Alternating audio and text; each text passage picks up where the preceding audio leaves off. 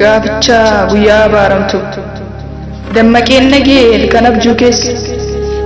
anuu namanne rafeen mirkaneessa jedhee tarraffisee ganama na dammaqsaa lafas bariisisee natti burjaajessa edaa duuti kee dhugaatee gurrarraa namsa iyyeetan maraadhe garuu yoomis deebisa sana baaree yaa guyyaa kana ceef qattee nutti gootan layyaa eelaa nu baachiste hacee ati jirtuu jettee nagaa nu gaafattee jira jettee nu jajjabeessite eessa jirtu jettee yaafannaa keenyaaf manaa baatee harka jallootaan butamtee dachiinsi fudhattee hafte maaloo maakoo kan dhugaaf dubbattu imbibduu qabadhuu gara keenya kootu sitti iyyannaa nu dirmadhu haqa qabnaatii nu dubbadhu ana fakkaattee hidda koo kan cabtu dhiiga dhangalaastee finna isheef kan hiltu qaanqeetu na seenee kan ilmaan koo fixxu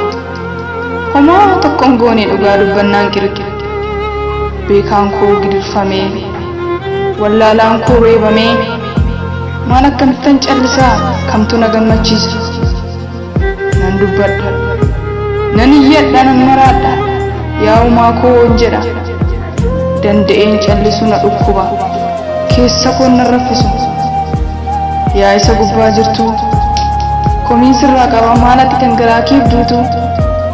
dhugaa ceekootii maal nuun baasu ana kan na dhibu saggoo keenyarra jettee akka gubbaa baate akkamiin dagatte gameessa koon na beeku hacee gaafa barkume itoonni jiraate silaa yoona siif dhume hacee koo sida bumti qofa waraansa natti ta'eefaa kunoon gaaraa dhiiga kootiitiif jaallatamaa mararamaa uumama yoomuu sin dagannu yaa goota hundumaa baasni sitti mannu hacee koo jaalala siif qabna dhageessaa immoo laata xalayaa ergannu nuuf immoo deebistaa edaatiin jirtu godaannisa baana kunoo abjuu keessa teenya waa'ee kee akkasiin makmaaka akkamiin si dagannaa cee baay'ee si jaallanna akkamiin si dagannaa cee baay'ee si jaallanna siidaa hatani siidaa dabaleen soore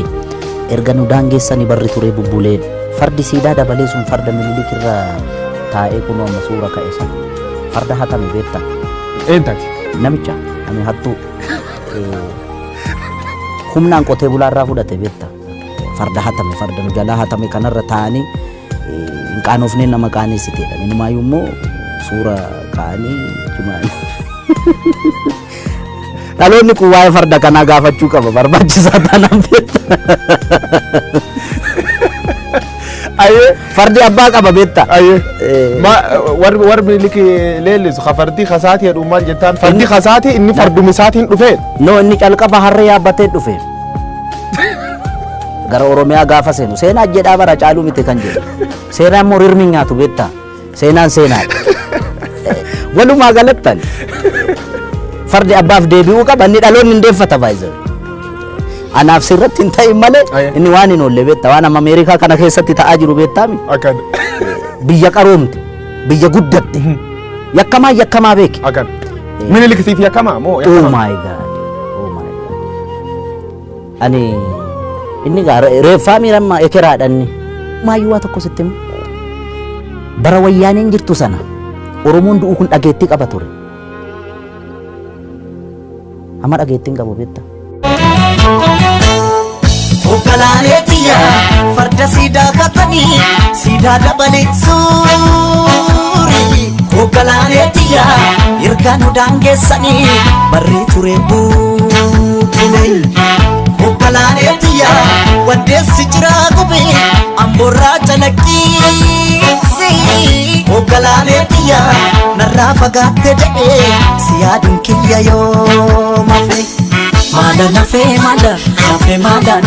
aga dani mada nafe caccabse nyaate lafe anin jiru